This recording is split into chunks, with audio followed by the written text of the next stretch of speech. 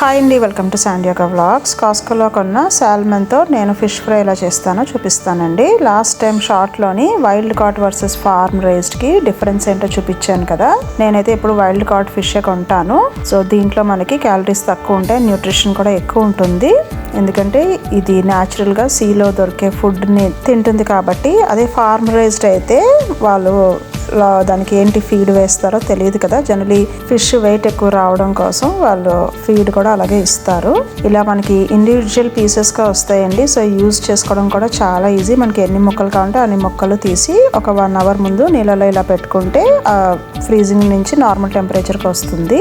Also packet మీద boneless అని రాశారండి. అంటే ఈ చేపలో ఉండే ముళ్ళులన్నీ కూడా వాళ్ళు తీసేస్తారు కాబట్టి పిల్లలకు కూడా మనం ఎటువంటి టెన్షన్ లేకుండా పెట్టొచ్చు. ఇక్కడ సిజర్స్ వాడి నేను కట్ చేస్తున్నానండి. నైఫ్ కన్నా సిజర్స్తో అయితే నాకు చెదిరిపోకుండా ఫిష్ కరెక్ట్గా కట్ అవుతుందని. ఇది ఓవర్ నైట్ మ్యారినేట్ చేసుకుంటే ఇంకా టేస్ట్ బాగుంటుందండి. బట్ టైం లేనప్పుడు నేనైతే ఒక 1 అవర్ మ్యారినేట్ చేస్తాను. అండ్ మ్యారినేషన్ కూడా ఏ ప్యాన్లో అయితే ఫ్రై చేయాలనుకుంటున్నానో అందులోనే డైరెక్ట్గా మ్యారినేట్ చేసేస్తానండి. సో మసాలా అంతా మరి వేస్ట్ అవ్వకుండా ఉంటుందని దీంట్లో కొద్దిగా సాల్ట్ వేస్తున్నాను. వేరే చేపలు చేప పలంగా కొన్నప్పుడు దాన్నైతే నేను సాల్ట్, పసుపు అండ్ నిమ్మరసం వేసి వాష్ చేస్తానండి, స్మెల్ పోవాలని. బట్ ఈ ఫిషెస్కి అయితే ఎక్కువ స్మెల్ ఏమి ఉండదు. డైరెక్ట్గా జస్ట్ వాటర్తో వాష్ చేసుకుంటే సరిపోతుంది. కొద్దిగా పసుపు కూడా వేస్తున్నాను, కొంచెం కారం, అలాగే కొద్దిగా గరం మసాలా కూడా వేసి ఈ మొక్కలకి బాగా పట్టిస్తున్నానండి.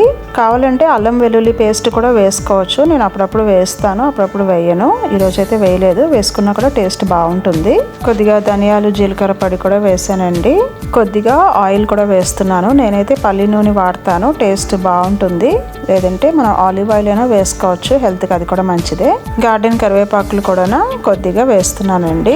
కావాలంటే కొత్తిమీర ఉంటే అదైనా వేసుకోవచ్చు. ఇవన్నీ ముక్కలకు పట్టేలాగా బాగా మిక్స్ చేసి పక్కన పెట్టుకున్నానండి.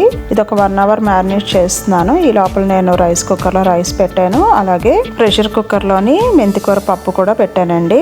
ఈ వంట అంతా కూడా మనకి 1 అవర్లో ఈజీగా అయిపోతుంది. 1 అవర్ తర్వాత ఆ ప్యాన్ని నేను స్టవ్ మీద పెట్టి స్టవ్ ఆన్ చేసి ఇంకా మీడియం ఫ్లేమ్లోని ఫిష్ని ఫ్రై చేసుకుంటున్నాను. చాలా క్విక్గా అయిపోతుందండి. ఒక 10-15 మినిట్స్కి అయిపోతుంది. ఒకవైపు ఫ్రై అయిన తర్వాత మెల్లిగా ఇంకొక వైపుకి ఫ్లిప్ చేసుకోవడమే. ఇలా 2 వైపులు బాగా ఫ్రై చేసుకుంటే ఫిష్ ఫ్రై రెడీ అయిపోతుందండి. పక్కనే పప్పు కూడా నేను తాలింపు వేసేసాను.